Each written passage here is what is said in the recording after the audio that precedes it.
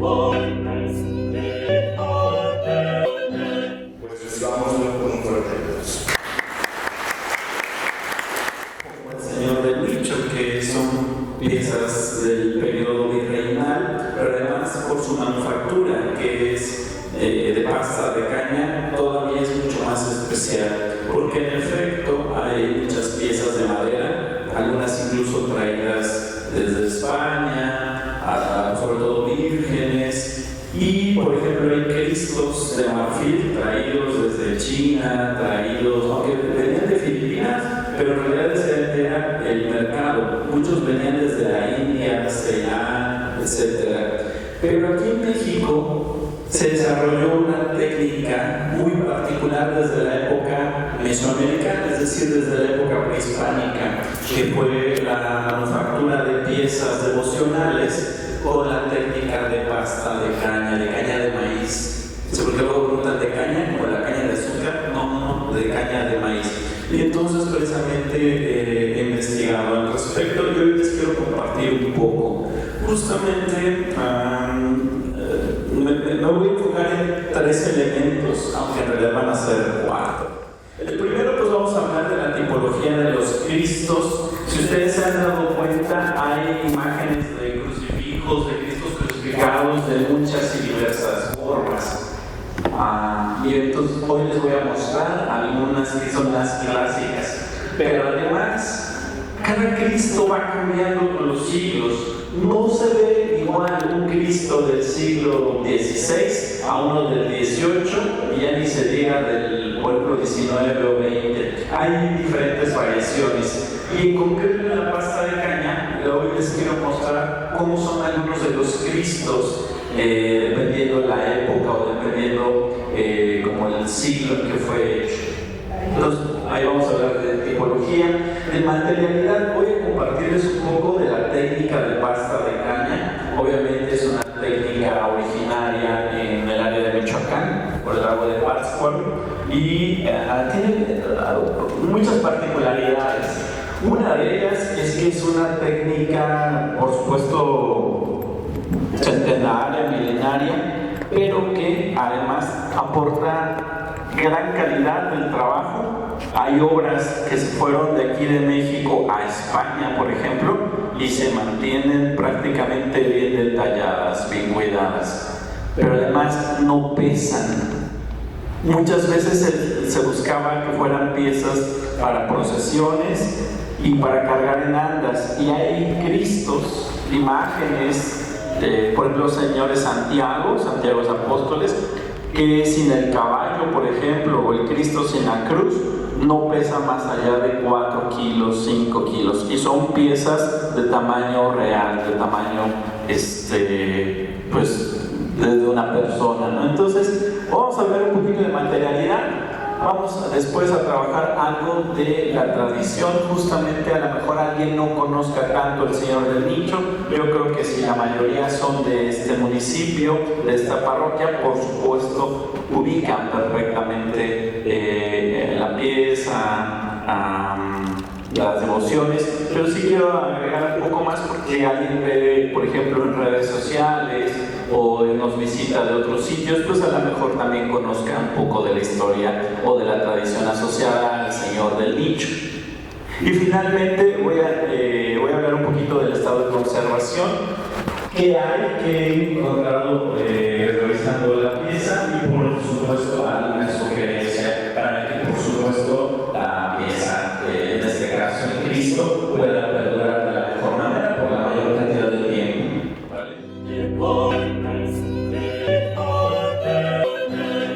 Tipología es el estudio de las cosas por sus diferentes características, por sus diferentes tipos. En este caso, voy a comenzar con lo histórico. En esta imagen que ustedes están viendo aquí al frente, este es un Cristo del siglo XVI, es decir, recién que llegaron los españoles, prácticamente se encontraron con que los indígenas, principalmente de Michoacán, cargaban sus piezas, cargaban sus deidades para sus procesiones procesiones, por ejemplo, pero que las piezas eran sumamente delicadas en el sentido de que no pesaban nada. Y entonces pues preguntaron de qué estaban hechas, porque parecían talladas en madera, cuando en realidad las piezas estaban talladas con la técnica de Pastrana, y así tenían por dentro incluso también una estructura de madera, pero que no pesaba mucho como el tornillo. Y bueno, aquí los españoles, entonces, algo que quisieron hacer, por supuesto, sobre todo los frailes, fue tratar de quitar sus cultos a las deidades o divinidades mesoamericanas y suplantar o tratar de que se llevara más al ámbito cristiano. En este caso, pues se les pidieron a los mismos indígenas que ahora tallaran imágenes de la Virgen, de Cristos, de apóstoles, de santos, con estas características. A ver, ¿alguien por acá ubica alguna virgen muy famosa en México? De hecho hay varias, que se dice que está hecha con pasta de caña. La Virgen de San Juan de los Lagos. Efectivamente, la Virgen que se venera en San Juan de los Lagos, allá en Jalisco, en Los Altos. Nuestra Señora de la Salud. Efectivamente, una de las más famosas, Nuestra Señora de la Salud, allá en Pátzcuaro, Cianiro, pues incluso su santuario está así como en una loma, en un templo muy bonito.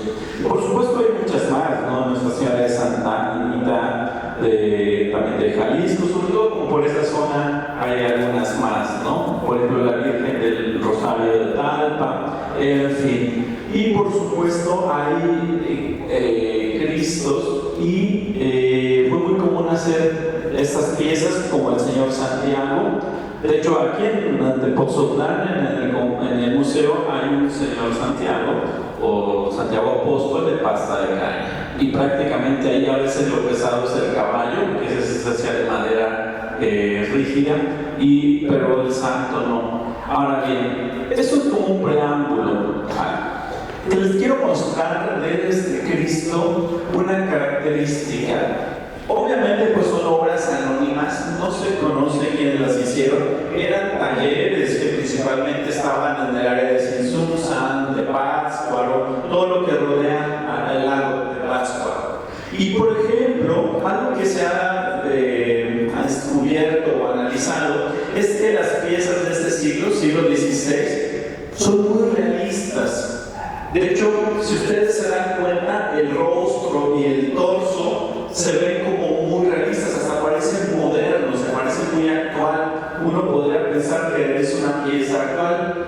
Y sí, en efecto, nos da esa apariencia. Sin embargo, piezas del siglo XVI se ubican no solo por la temporalidad, sino porque sus rasgos son renacentistas. Literalmente, Europa estaba viviendo el Renacimiento y el arte que se hacía tenía ciertos elementos del arte clásico, naturalistas, y entonces pues es lo que conocían los padres, los frailes de allá, y es lo que se intentó replicar aquí.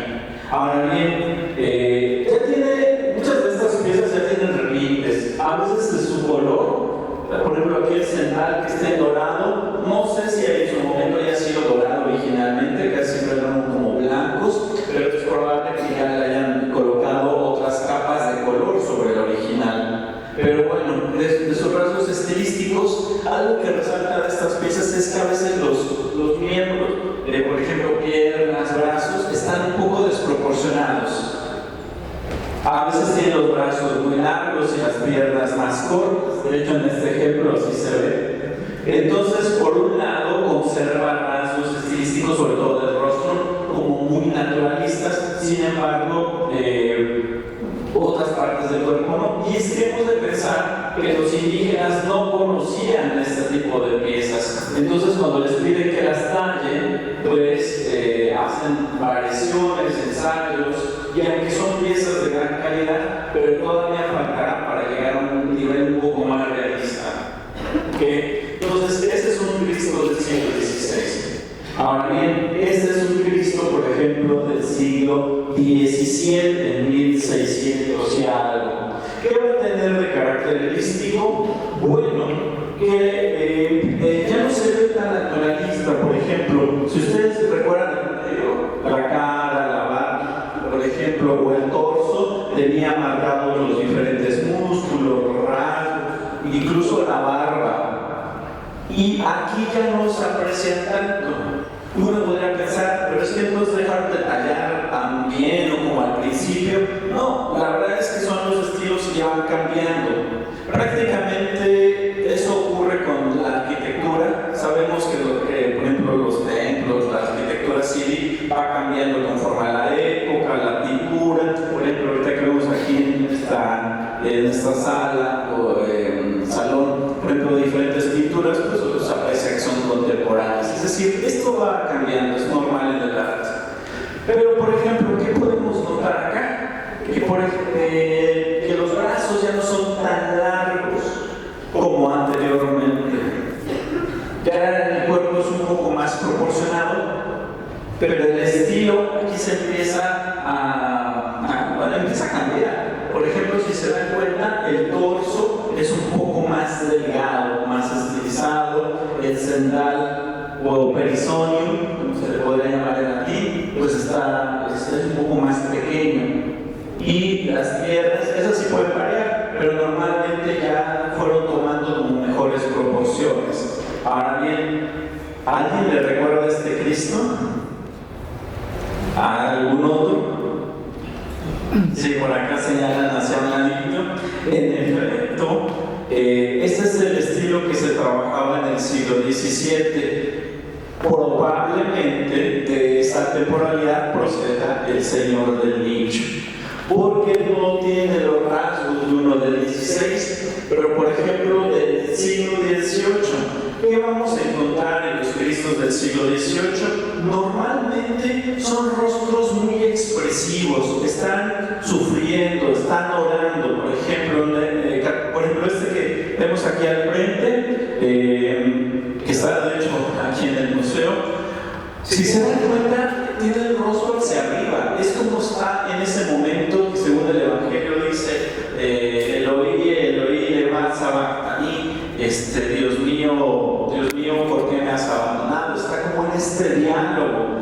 Entonces, en ese sentido podemos ver el rostro, el dolor. Y otra característica de los Cristos del siglo XVIII, bueno, tienen varias, pero una muy notoria es que está llena de sangre, de marcas, en principio con las laceraciones de Jesús durante toda su pasión y muerte.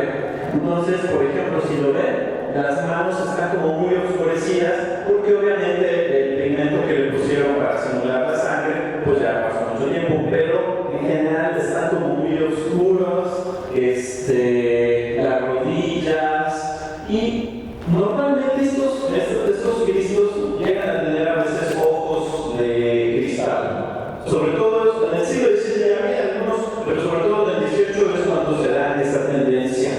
En algunos Cristos de madera o crucifijos, incluso los dientes son también hechos de hueso o de concha, por ejemplo. Y bueno, finalmente, algo más de los Cristos del siglo XVIII es que parecería que no tienen cabello, que es como muy pegadito.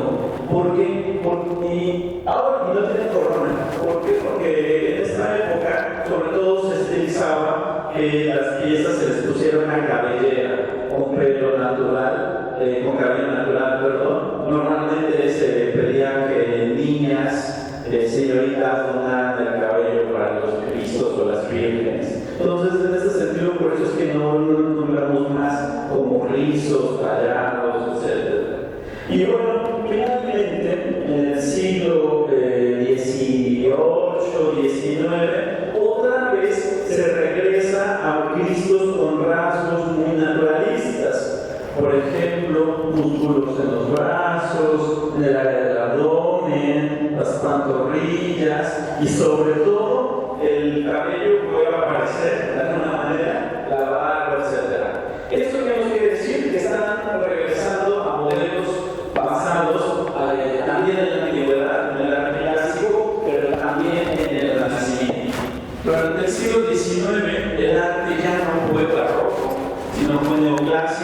Y el neoclásico pues es un volver a lo clásico, es un neo, algo nuevo, pero era regresar a los modelos artísticos, por ejemplo, de la antigua Grecia o Roma, o de la época del Renacimiento europeo. Por eso es que, si ustedes se fijan, a veces los del 16 y los del 19 se parecen, y en el 17 y 18 hay como cambios o transiciones. Por eso es que yo me atrevería a decir, y lo adelanto, es que el Señor del Nicho probablemente sea una pieza del siglo XVII. ¿En qué momento? Puede ser 1605, como puede ser 1698, no lo sé, pero puede corresponder a esa temporalidad. ¿Ustedes qué dirían? ¿El Señor del Nicho es un Cristo ya fallecido o todavía está vivo, según la representación? ¿Cómo? Fallecido. Vivo, ok, están como divididos. Pues miren, ahorita les voy a decir que cómo podemos determinar uno u otro. Justamente en las representaciones de toda la historia de la iglesia, del cristianismo, la iconografía de Jesús crucificado ha sido variable. Sin embargo, por ejemplo, en la Edad Media, más o menos por la época donde está terminando el románico, comienza el arte gótico, siglos XI, XII, XIII, era común representar a Jesús no crucificado, pero no muerto, sino crucificado o sobre una cruz. Aquí vemos esta imagen y es un Jesús que está en una cruz, pero curiosamente no está crucificado y no está muerto. A lo mejor se aprecia muy poco por allá atrás, pero tiene los ojos abiertos y está sobre la cruz. Es decir, como si la cruz fuera la parte solamente de atrás y él está mostrando las llagas de manos, pies y costado. Es un Cristo vivo, es un Cristo resucitado. Y se le llama en iconografía Christus Triumphans o Cristo triunfante, que es un Jesús que venció a la muerte, es un Cristo resucitado. ¿Por qué? En ese momento era la manera de representarlo. Si alguien ubica el Cristo de San Damián, asociado con la orden franciscana, con San Francisco, aquel que orando Francisco de Asís frente a él, ve que le habla y le dice, Francisco, vale, repárame a un don, porque está a punto de caerse, voy a reparar mi casa. Bueno, pues ese Cristo se parece mucho al que vemos aquí y también es un Cristo vivo. Normalmente tiene los ojos abiertos y a veces algo grandes, porque piensen que si esta era la iglesia, la capilla, y el Cristo estaba allá arriba, tenía que tener los ojos grandes para que desde allá atrás se viera que está vivo. ¿Ok? Ahora bien, otro tipo de Jesús que se muestra es el Cristo patiens o resignado. Esta es simplemente una traducción, pero es para decir cuando Jesús se representa muerto. Normalmente lo vamos a encontrar con los ojos cerrados, pero además va a tener la boca también cerrada. En ese sentido, ya pronunció sus últimas palabras, las cuales fueron, según los evangelios,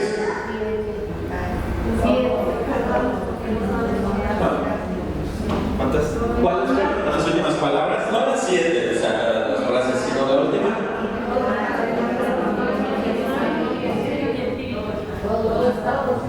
Sí, consumado no es, todo está consumado, etc. Entonces, estos Cristos ya prácticamente están fallecidos y, por ejemplo, tienen la llaga del costado. ¿Ok? Entonces, esa es una característica, ¿vale?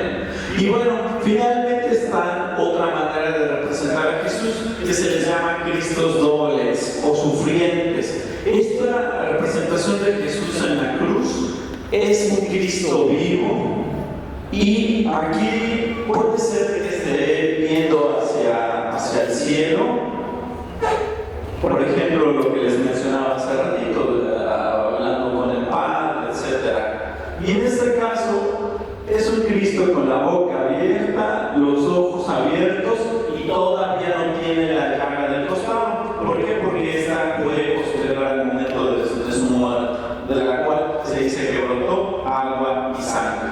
¿Vale? Vamos a hablar de materialidad. Algo que se sabe, por supuesto, es que la imagen está hecha de pasta de caña. Y cuando les digo de pasta de caña, literalmente se utiliza la planta del maíz. Obviamente, pues lleva diferentes procesos que pueden llevar meses. Una pieza no se hacía en una semana, sería imposible. Normalmente tardan 4 o 5 meses. Pero bueno, vamos a hablar un poquito de ello. Otro de los elementos muy importantes, probablemente casi el segundo más relevante, es que también se utilizan horquillas. No van en algunos momentos, pero tradicionalmente se utilizan horquillas, sobre todo porque del pulpo se obtiene por así decirlo, la goma con la cual se bañan la pasta de caña, se bañan las cañas, los olotes, por ejemplo, y eso le confiere dureza, es decir, eso es lo que pega. Y a veces no era solo una horquilla, eran de diferentes tipos, y en otras técnicas, también utilizaban baba de nopal. Incluso los muros de las iglesias, en el siglo XVI sobre todo, y sobre todo donde encuentran pintura mural, muchas veces se utilizaba baba de nopal también. Entonces, ¿por qué? Porque eso finalmente es un pegamento, hace que se adhiera mejor todos los elementos y por supuesto confiere también dureza y durabilidad.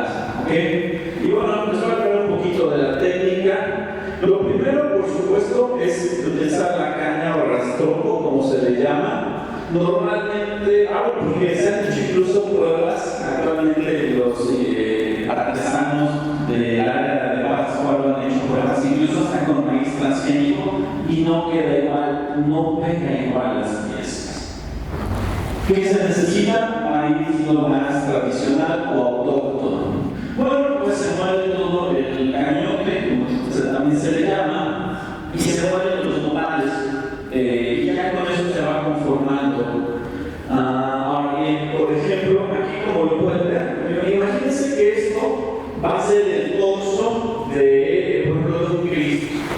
Y entonces, si se dan cuenta, está amarrado, y la molienda de nopal, por ejemplo, también en este momento se puede aplicar ya bulbos de horquillas, se baña y ya se va compactando, ya se va pegando. No todas las piezas, el 100% son de esta construcción, también llevan madera, por ejemplo.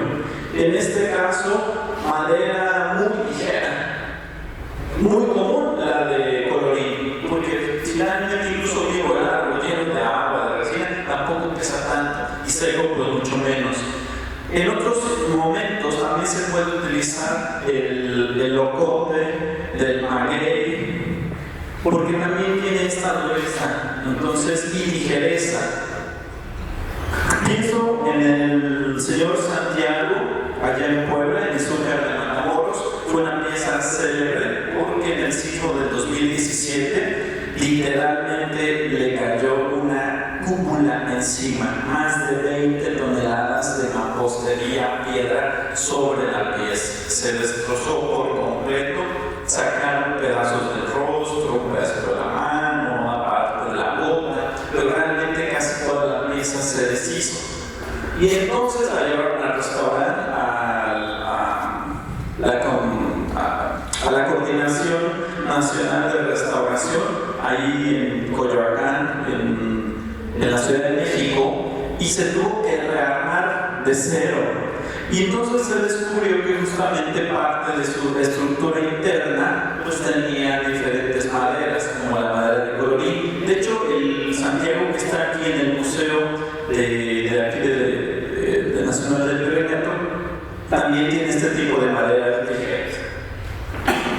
Y entonces normalmente se utilizan para crear una especie como de esqueleto o por ejemplo para las piernas, para los brazos, en fin.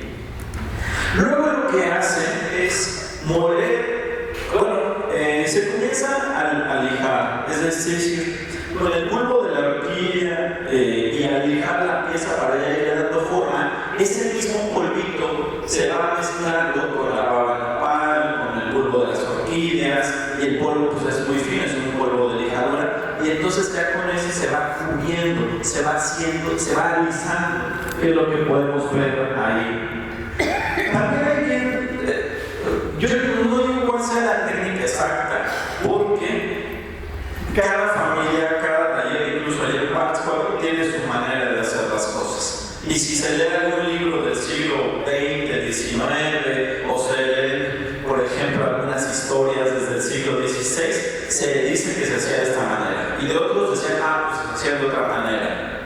Incluso había talleres también en Ciudad de México que trabajaban esta técnica, pero no utilizaban la orquídea, porque las orquídeas son propias más del área lacustre de Michoacán. Acá utilizaban más nopal, nada más. Y entonces la fuente que revisa les va a dar una técnica diferente de la pasta de caña. Yo estoy, por así decirlo, hablando de la técnica en general, ¿no? Y bueno, había que las mismas cañas las hervía, pero poniendo raíces o plantas venenosas para matar todos los animalitos, posible polilla que tuviera y demás, porque al final, al ser un material orgánico, puede sufrir ataque de insectos, se les llama insectos quilófagos, los que comen, por ejemplo, las piezas, los que atacan la madera, pero también incluso de roedores. No es nada raro encontrar cristos o vírgenes atacadas por ratones, que ya crearon ahí pequeños túneles o mordisquearon, ¿no? Royeron. En fin, pero bueno, entonces, estas cañas se hervían, se secaban y también se pulverizaban, o sea, diferentes técnicas. Y aquí, con diferentes plantas, por ejemplo, una que le llaman tzatziki, se mezclaba, se hacía como si fuera una especie como de engrudo, si lo quieren ver así, y ya con eso recubrían toda la pieza. Si se fijan, acá ya están dando con una paleta, una espátula. Y bueno, esta es la que se ha ubicado, que puede ser la flor que más utilizaba. Y digo que se puede haber sido el original por lo siguiente. La técnica de pasta oficialmente se perdió. Aunque ahorita vayamos allá a Michoacán y nos vendan piezas nuevas, recién hechas, pero es una técnica reconstruida por las familias actuales. ¿Qué sucedió? Que en el siglo XIX, con todas las guerras de reforma, la invasión francesa, en fin, como que se dejó de producir mucho. Sin embargo, todavía quedaban un par de familias que hacían estas piezas, que en su momento pues, fueron muy famosas, se mandaron a España, en el Vaticano hay alguna, pero en el siglo XIX bajó mucho.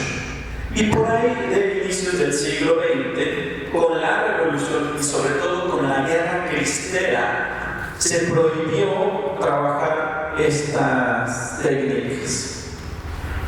Y entonces, a inicios del siglo XX, prácticamente ya no se hacían. Y así estuvimos los años 40, 50, 70, 80. Hay alguien todavía que recordaba, sí, me acuerdo que mi abuelo hacía esto, pero pues ya murió hace mucho, nunca nos dijo bien. ¿Y qué sucedió? En los años 90, por obra de algunos antropólogos y arqueólogos de Lima principalmente, se intentó recuperar la pieza, la técnica. Y entonces se comenzaron a leer todos los libros, las fuentes, a hacer pruebas, con qué maíz, con qué flor, en fin. Por eso es que les digo que hasta utilizaron maíz transgénico también actualmente para ver si podía funcionar. Y ya fue como lograron las familias de ayer lograr decir, seguramente fue esta técnica porque esto es lo que nos dio mejor resultado. Y entonces una de las flores que se utilizaba pues es esta, que se le conoce también como limoncito.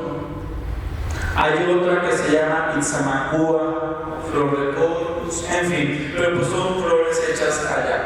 ¿Por qué me enfoco mucho en lo de Michoacán? Porque yo considero que el señor del nicho o de la preciosa sangre es Michoacán. Bueno, finalmente ya las piezas, ahí se nota claramente cómo está un rostro constituido, una cabeza, ya se le ponía un estuco, que sería a bases también con yeso, por ejemplo. Ahí dice el diente de conejo, pero sobre todo porque es se ponían a hervir piel, huesos para extraer el colágeno y con eso se hacía un pegamento, como la cola de conejo.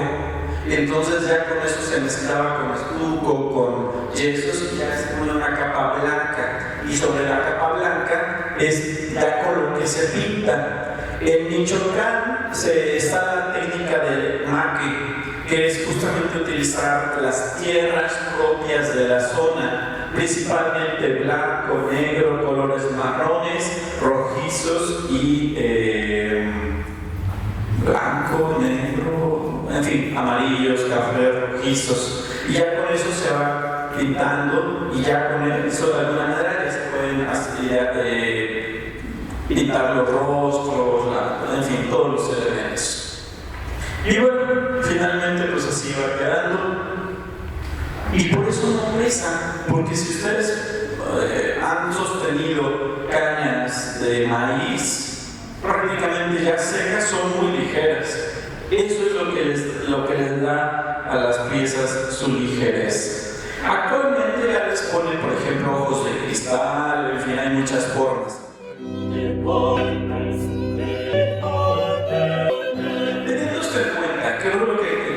Fue hablar de tipología de Cristos y de material, es decir, forma y materia. Lo que ahorita voy a entrar a hablar ya es como tal de la pieza que nosotros conocemos como el Señor de la Divina Sangre o el Señor del Nicho. Esto es la preciosa sangre. Este es un Cristo que está aquí a un lado, pero que se venera en su santuario, que fue declarado así como santuario en 1950 por el obispo, porque lo tenía anotado, Luis María Martínez y Rodríguez. Este nombramiento de santuario, pues si se dan cuenta, pues ya tiene 75 años al menos. Y el año pasado fue una rectificación o del nombramiento de santuario. Entonces, prácticamente no hay duda del obispo de los años 50 y del actual, pues que se cuenta con el nombramiento de santuario. Ahora bien, ¿qué características tiene un santuario? Litúrgicamente o en la vida de la iglesia, un santuario debe de cumplir con varias características. La imagen que se venere allí debe de haber pasado por algunos pasos, por así decirlo. En primer lugar, tiene que haber una veneración ya como tal del pueblo, de la gente, de la feligresía. Dos, el motivo de esta veneración es porque algo ocurrió. Casi siempre está asociado con milagros, con leyendas asociadas a las piezas. Por ejemplo, es muy común escuchar en muchos pueblos de México o en muchos sitios, iba pasando un padre, un fraile, iba cargando una virgen o un ángel o algo así, y cuando ya se iba, la carreta estaba muy pesada. Y entonces, por más que le pegaban a los caballos para que avanzara la carreta, no avanzaba, y es que el Cristo, la Virgen, se quería quedar ahí. O por ejemplo, otra, algún campesino, alguien encontró en un árbol una imagen, literalmente hay como, pienso en la Nuestra Señora de Ocotlán, que encontraron allí. O por ejemplo, incluso un poquito en la misma historia de los remedios de Naucalpan, en fin. Y por supuesto, alguien la dejó ahí o es una aparición divina, que es normalmente lo que también ocurre con un santuario, que es fruto de que se apareció un ángel. Por ejemplo, pienso en San Miguel Xochitl, por allá en Puebla, Tlaxcala, pues considera que se apareció allá San Miguel. Finalmente, a lo mejor el otro motivo para crear un santuario es que ya había un santo, una virgen, un Cristo, ya desde hace mucho tiempo en una iglesia. Sin embargo, ante un ventarrón, inundaciones, sismos o epidemias, se sacaban las imágenes a procesionar. También es común en sequías. Y resulta que en efecto llueve, o paran los temblores o para la epidemia. Ejemplos como estos hay muchísimos. La Virgen de los Dolores de Tecaltiche, Jalisco, se sacó a procesionar para detener temblores. Y eso que el santo patrono ahí era también San Pedro. O, por ejemplo, en el caso del Señor del Nicho, pues se sabe, ¿no? La idea de que hubo epidemia de tifus. Entonces, hay diferentes motivos por los cuales una imagen pueda tener su santuario. Ya hablé de estos 4 motivos, pero además siempre está la idea de que un santuario tiene que ser un lugar de peregrinaje, se tiene que ir allá. Normalmente los santuarios tienen varias características, no solo son visitados en general y que hay una pieza milagrosa, sino que se conceden, por ejemplo, indulgencias. Una indulgencia, ¿cómo podemos decir qué es una indulgencia rápidamente? De corto sería el perdón temporal de los pecados, o sea, la salida del purgatorio. Muchísimas gracias. Y para esto normalmente se tiene que visitar un templo, pasar una puerta, por ejemplo la puerta del perdón, típica de los jubileos, o la puerta de la porciúncula en los templos franciscanos, y se tiene que asistir a misa, los sacramentos como la confesión, la comunión, y pedir en este sentido más actual por las intenciones del Papa. Eso creo que queda claro. Entonces, si se dan cuenta, visitar un santuario no es visitar cualquier templo. Hay que procesionar, hay que peregrinar. De ahí que muchos santuarios normalmente estén en cerros, en lomas o en lugares más apartados, en cañadas, y hay que ir. La idea era justamente hacer un sacrificio, porque como se van a recibir, gracias a las gracias, bendiciones o indulgencias, algún beneficio para el cristiano, se tenía que hacer un sacrificio de alguna manera, curiosamente como que compensar. Por ejemplo, peregrinar a la Basílica de Guadalupe o al santuario del Señor de Chalma, y entonces va mucha gente caminando y bailando. No es típico, ¿no? Ir a bailar al santuario del Señor de Chalma o a Nuestra Señora de Talpa o a la Virgen de los Remedios de Cholula, que hay que subir una pirámide.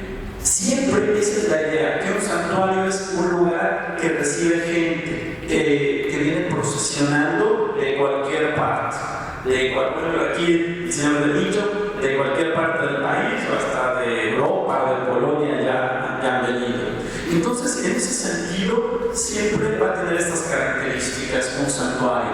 Y en este caso, el templo que vemos, la capilla que vemos aquí a un lado, que está nombrada como santuario, es el santuario, por así decirlo, oficial, tiene una arquitectura de tipo neoclásica. De hecho, todo el templo, lo mencionaba la conferencia anterior que me invitaron también por aquí a compartirles, pues todo el estilo es propio del siglo XIX y XX. Esa es la decoración que tiene, aunque la nave pues prácticamente sea una nave renacentista, un poco barroca. Y bueno, respecto al Señor del Nicho, ya les mencionaba, es una imagen de pasta de caña, es muy ligera, y yo considero que correspondería a una pieza del siglo XVII procedente de la región de Michoacán, porque también he visto algo de las piezas que se hacían en Ciudad de México, y siento que el parecido o la tipología corresponde más a las piezas del XVII michoacanas que a las de Ciudad de México, porque sobre todo en Ciudad de México se hacían más por ahí del siglo XVIII. Entonces, por estos elementos yo podría considerar que el señor de Nicho es del 17 y michoacano. Sin embargo, yo considero que esta pieza fue tallada posteriormente.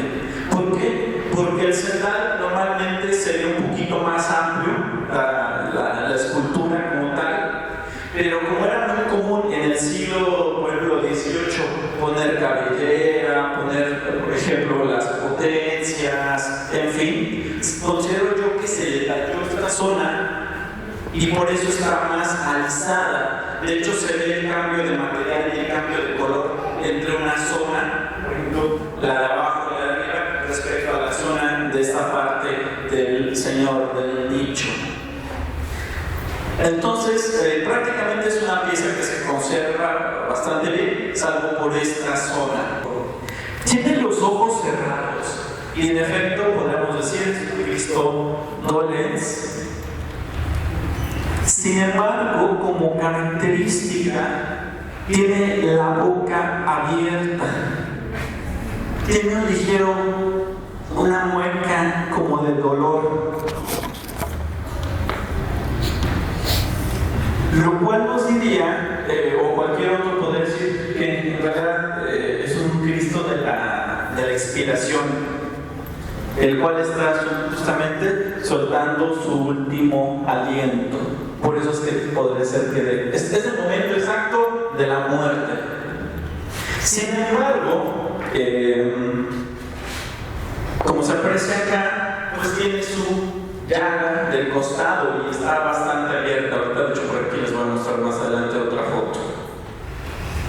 Ahora bien, tiene diferentes capas pictóricas.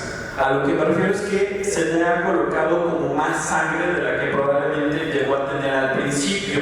¿Y esto por qué? Porque, aunque le llamemos el Señor del Nicho, en realidad su iconografía o la que se le adjudicó es un Cristo de la preciosa sangre. Desde el siglo XI ya existía esta devoción a adorar o venerar a Cristo como tal en su cuerpo y en su sangre. Y entonces la iglesia implementó dos festividades, la de Corpus Christi, la del cuerpo, pero por otro lado la de la sangre. Y antes estaban como separadas. De hecho, la de Corpus Christi pues es una fiesta movible. Es una fiesta que, como bien sabemos, pues ocurre después del Domingo de Resurrección, etcétera, después del Pentecostés. Pero la de la preciosa sangre casi siempre fue a inicios de julio. Y por eso es que la fiesta oficial del Cristo del Señor del Nicho, que es un Cristo de la preciosa sangre, en principio debería de ser en julio, que es su advocación, es un Cristo de la preciosa sangre. Y de hecho creo que antes se llevaba a cabo de esta manera, sus fiestas eran en julio y no en septiembre. Ahora bien,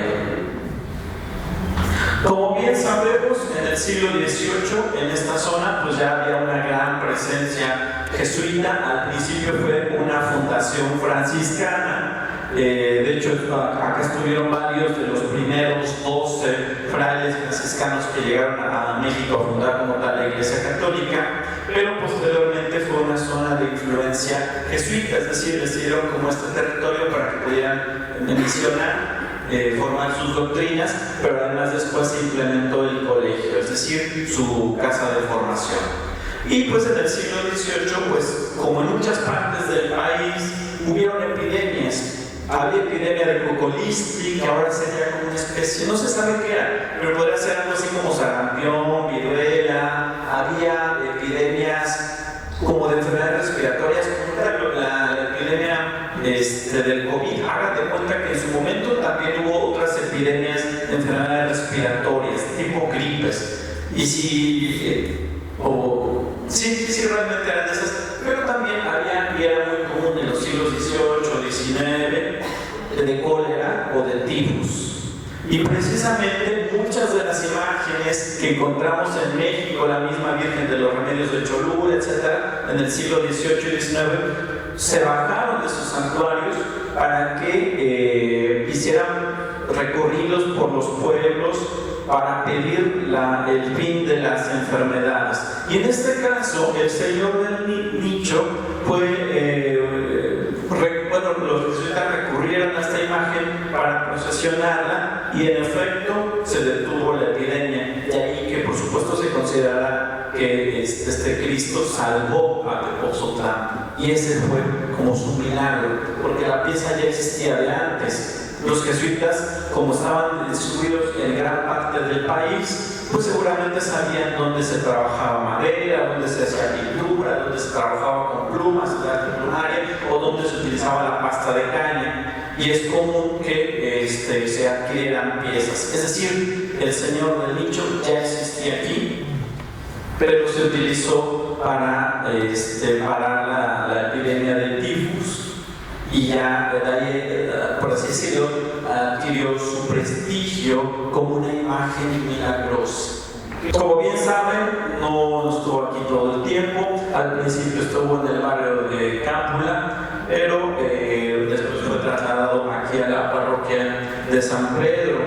Otros dicen que justamente, en otra versión, se dice que el Cristo ya se veneraba allá de toda la vida, pero cuando pasa aquí a la parroquia es aquí de donde ya no se quiere mover, se hace pesado.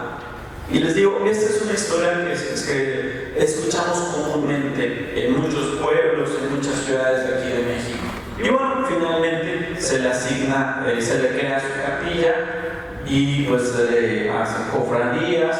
Y bueno, actualmente pues la pieza ya desde hace varias décadas pues tiene su novenario antes de la fiesta de septiembre, se visitan los diferentes barrios, pasa por el mercado, en fin, ustedes mejor que yo conocen eso, lo han acompañado seguramente, han estado allí. Y bueno, pues esto finalmente también es para quien a lo mejor está conociendo en este momento un poco la historia y la tradición asociada a este Cristo.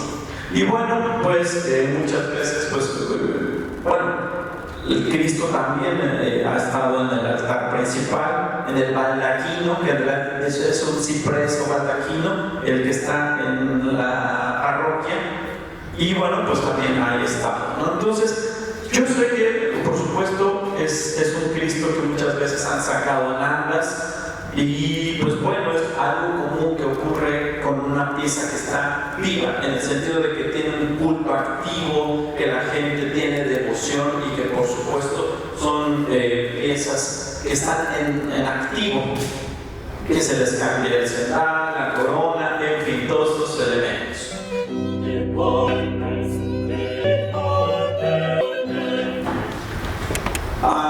El estado de conservación de cualquier pieza se puede analizar. De hecho, yo estoy haciendo la catalogación de un museo y justamente hay piezas que están en excelente estado y son siglo XVIII, XIX. Hay un estado regular y hay, por ejemplo, un estado de algunas piezas que son ya de restauración inmediata. Ya sea una pintura porque de verdad se le está cayendo toda la capa pictórica, o esculturas que están a punto de tronar, o ornamentos litúrgicos que están ya todos desgarrados. En fin, para analizar el estado de conservación de cualquier pieza, hablando del ámbito del arte sacro, pues siempre hay que hacer un estudio minucioso, no solo fotográfico, a ver qué parece. No, hay que analizar material, años, si tiene mucha humedad. A veces las piezas se les aleja del agua justamente para que la humedad no las dañe, y eso ocurre con pinturas, es muy común. Pero también, y con eso tiene un propósito, ¿no? Se evita el desgaste, la formación de hongos, etc. Pero también a veces se ponen las piezas en lugares muy secos. Y este es otro problema, porque también la pintura tiende a secarse de más, a resecarse más bien, y a craquelarse, a romperse. O por ejemplo, si las están moviendo mucho, es común que se empiezan a desprender o a desajustar pinturas y esculturas.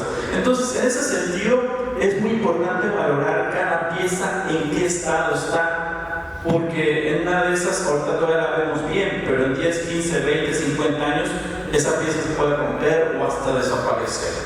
Entonces, ¿qué pasa con el Señor del Nicho? Bueno, pues más o menos cuando la he visto un poco más de cerca, siempre trato de analizar al menos 4 elementos. Primero, si hay un biodeterioro. ¿A qué me refiero con esto? A que si tiene algún ataque de, por ejemplo, insectos gilófagos. Los gilófagos son gilos, madera, fagos, comer, son los que comen madera, pero también pueden comer otras materias orgánicas. Entonces, en ese sentido, o incluso de ratones, lo que les decía, llegan a ser nidos a veces. A veces uno ve un retablo y están virgen hasta allá arriba, y abre uno y tiene ahí no solo nidos de palomas, hay rastros luego de nidos de ardilla, de ratones hasta allá arriba. Entonces, y a veces escarban o roben, por eso es que es importante ver cómo están las piezas. Yo en este caso no encontré nada así en el Señor del Nicho. Luego, humedad y temperatura, lo que les decía, los cambios de temperatura. Por ejemplo, las capillas o las iglesias normalmente tienden a ser un poco frías y un poco húmedas. Y en algún sentido está bien, no les pega a veces luz directa del sol, y las piezas se estabilizan, como que se adaptan a ese clima. Pero cuando las sacan, por ejemplo, al sol, pues imagínense si estuvieran en la noche en el frío y luego las sacan al sol, es un cambio de temperatura. Y todo eso a la larga lo van resintiendo las piezas. Si están muy bien hechas, van a aguantar, por supuesto. Pero a la larga, calor, frío, seco, humedad. Y sobre todo, por ejemplo, si se cargan o se van, pues todo eso va haciendo que pierda estabilidad las piezas. Yo en este sentido, en general, yo no vi fisuras o partes que estén así del Cristo. Ahorita les muestro algunas fotos. Y bueno, ¿qué puede ocurrir también? Y esto lamentablemente es cosa de todos los días. Muchas piezas, algunas que he visto, tienen repintes de todo tipo. Y cuando digo de todo tipo, a veces hasta pintura vinílica en una pieza, una virgen del siglo XVII, pintada con pintura vinílica, o sea, azul. Su manto era dorado, o sea, de dorado y estofado, antiguo. Bueno, pues le pusieron, por ejemplo, pintura azul vinílica con brillantina para que brillara bonito el manto azul. O sea, le hicieron cambiar. ¿Por qué? Pues porque alguien dijo, ya se ve viejita, ya se ve. Entonces le pongan. Y entonces ese estilo por viaje, muchas piezas están pintadas, repintadas. Es más, he conocido casos, por ejemplo, allá en Zacatecas hay un San Sebastián, en Nochitlán, Zacatecas, que le quitaron un grueso así de pinturas y repintes de todo el cuerpo. Ya para alcanzar como casi medio centímetro más de repintes, imagínense todo lo que le han puesto encima, ¿no? Entonces, ¿qué sucede con el Señor del Nicho? Más que repintes malos, yo en general lo que he visto es que tiene diferentes momentos de pintura, sobre todo de la sangre. Se notan al menos 2 o 3 tipos de pintura, probablemente la más original, pero no mucha.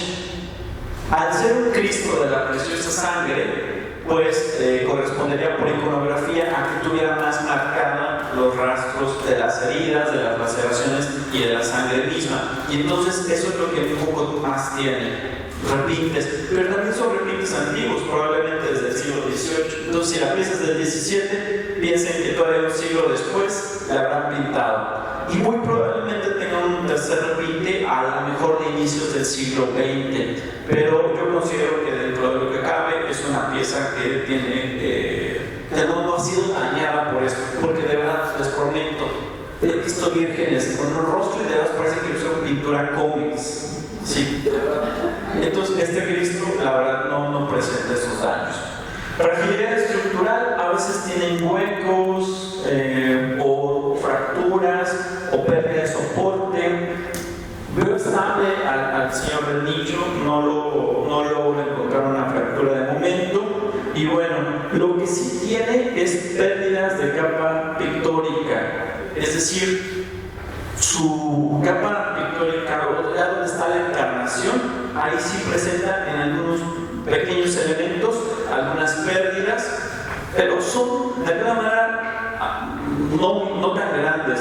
Por ejemplo, esta está por el área del rostro, esto es el cabello, la barba, y otra está más o menos creo por esta zona. Pero si pensamos que eso es una imagen que ha estado en andas, que sale a procesiones o que salía más comúnmente, es casi normal encontrar estos elementos. Incluso piezas de hace 20, 30 años que podemos pensar que son nuevas y que lo son pues, pero también llegan a presentar estos serie de daños que de alguna manera son fáciles de corregir. Un restaurador, restauradora con cédula profesional, porque eso siempre se tiene que considerar, que no solo sepa hacerlo, porque hay santeros o gente que pinta santos, pero que no tiene estudios profesionales.